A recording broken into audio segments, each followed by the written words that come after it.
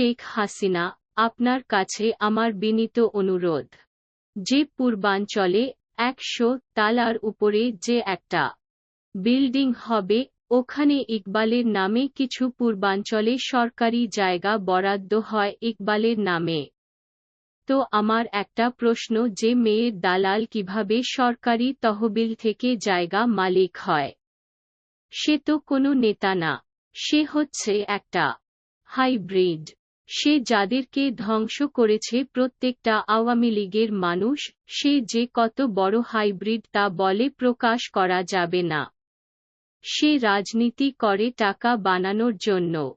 আজকে এভাবে মেয়ের দালালরা যদি রাজনীতিতে এসে টাকা বানানো শুরু করে, তাহলে সত্যিকারের নেতা ত্যাগী নেতারা কোথায় যাবে?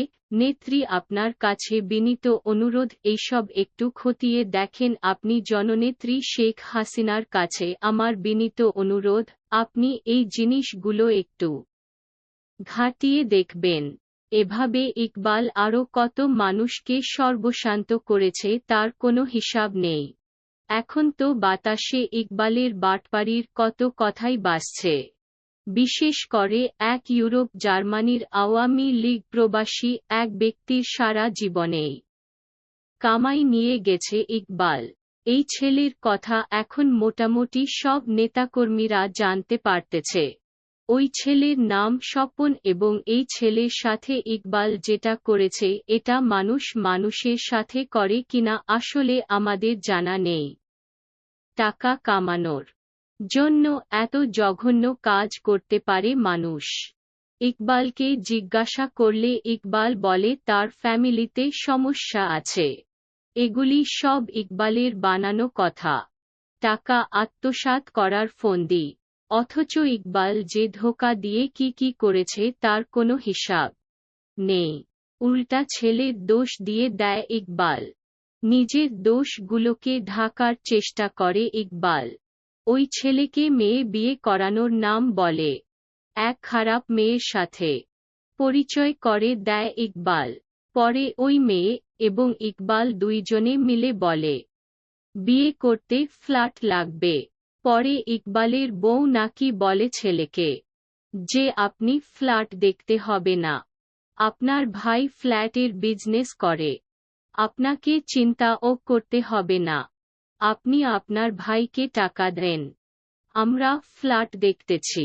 ইকবাল ফ্ল্যাট দেখতেছে ছেলের জন্য।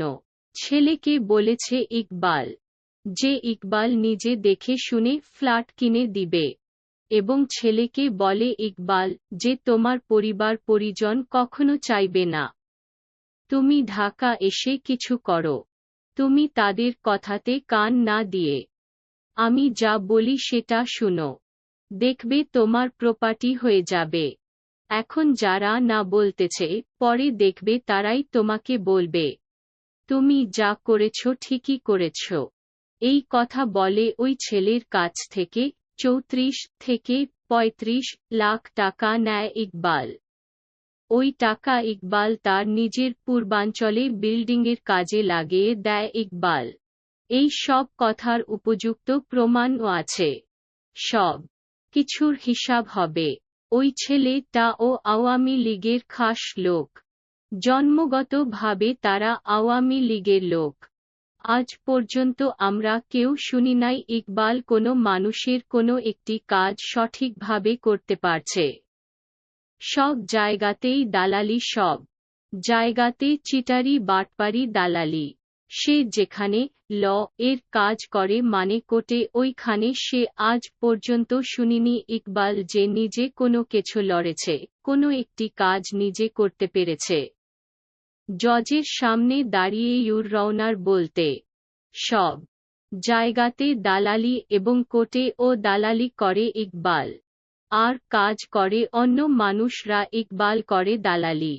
এখন তো শুনতে পাই সমীর চন্দ এক কাছের লোক থেকে ও ইকবাল টাকা নিয়েছে, বাটপারি করে। মানুষকে ইকবাল বলে যে আমি একজন ডেভেলপার বা ফ্ল্যাট ব্যবসায়ী, এবং আমি একজন লয়ার, আপনাদের ২ টাকা ও বিফলে যাওয়ার 0% সম্ভাবনা নাই। এবং 2 টাকা বিফলে যাইব 0% চিন্তামুক্ত থাকেন। এসব কথা বলেই মানুষকে বিশ্বাস যোগায় ইকবাল। কথায় কথায় মিথ্যা বলবে, কথা ঘুরিয়ে বলবে, মানুষের সাথে মানুষের দ্বন্দ্ব, বিবাদ ঝগড়া লাগিয়ে দেয় ইকবাল। কথায় কথায় মিথ্যা কথা বলে, পরবর্তীতে জিজ্ঞাসা করলে বলবে যে আমি এটা বলি নাই, এবং পরিবারের ভিতরে সে ঝগড়া বিবাদ সৃষ্টি করে দেয় ইকবাল। আপনি ইকবালের সাথে কথা বলে দেখবেন আপনাকে তার বাড়ি আসতে বলবে, এবং বাড়িতে সব কিছু অন্য রকম দামি দামি আসবাবপত্র এবং সুন্দর সুন্দর পণ্য তার ঘরে সাজানো আছে। আপনি তাকে দেখে এবং তার বাড়িঘর দেখে আপনি ভাববেন তিনি একজন ব্যবসায়ী মানুষ এবং ভদ্র মানুষ। আসলে সে হচ্ছে ভদ্র, বেশি শয়তান মানুষকে ধ্বংস করাই তার মূল লক্ষ্য। ইকবাল টাকা ছাড়া কাউকে আপন মনে করে না। আরেকটি কথা বলি যে ইকবাল সে যেকোনো মানুষকে মামাতো ভাই, কাজিন বা চাচাতো ভাই বানিয়ে দিবে যে কোনো মুহূর্তে, যাতে করে ওই মানুষটি ইকবালকে আপনা মনে করে এবং ওই মানুষের সব ভিতরের কথা ইকবালকে বলে যেন দেয়। আসলে এটিও একটা তার কৌশল ইকবালের। অন্য সব মানুষের কাছে আপনাকে দেখিয়ে সে আপনাকে কাজিন বলতেছে। আসলে এসব হলো একটা মানুষকে আকৃষ্ট করার একটা অবলম্বন। মাননীয় প্রধানমন্ত্রী শেখ হাসিনা, আপনার কাছে আমার বিনীত অনুরোধ যে পূর্বাঞ্চলে 100 তালার উপরে যে একটা বিল্ডিং হবে ওখানে ইকবালের নামে কিছু পূর্বাঞ্চলে সরকারি জায়গা বরাদ্দ হয় ইকবালের নামে। তো আমার একটা প্রশ্ন, যে মেয়ের দালাল কিভাবে সরকারি তহবিল থেকে জায়গা মালিক হয়? সে তো কোনো নেতা না, সে হচ্ছে একটা হাইব্রিড। সে যাদেরকে ধ্বংস করেছে প্রত্যেকটা আওয়ামী লীগের মানুষ, সে যে কত বড় হাইব্রিড তা বলে প্রকাশ করা যাবে না। সে রাজনীতি করে টাকা বানানোর জন্য। আজকে এভাবে মেয়ের দালালরা যদি রাজনীতিতে এসে টাকা বানানো শুরু করে, তাহলে সত্যি কারের নেতা ত্যাগী নেতারা কোথায় যাবে? নেত্রী, আপনার কাছে বিনীত অনুরোধ, এইসব একটু খতিয়ে দেখেন। আপনি জননেত্রী শেখ হাসিনার কাছে আমার বিনীত অনুরোধ, আপনি এই জিনিসগুলো একটু ঘাটিয়ে দেখবেন। নাসিম ভাইয়ের সামনে গেলে ভালো মানুষের বেশ ধরে থাকে ইকবাল।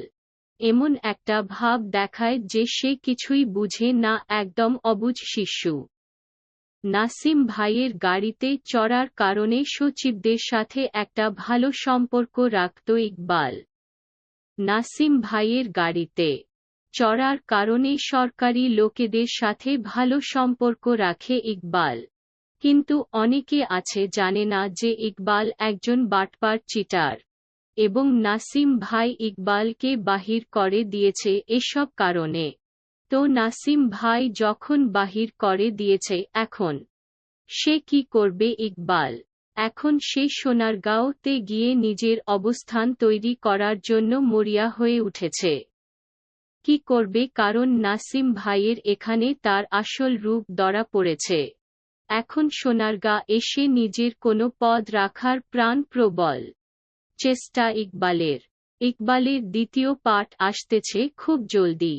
যার কাছে আছে তার সাথে আমরা কন্টাক্ট করতেছি, ওইটা আমাদের হাতে আসলে ছেড়ে দিব। ইকবালের রেকর্ড সহ এবং নাসিম ভাইকে কি কি বলেছে এগুলি সহ ফেসবুকে ছাড়া হবে।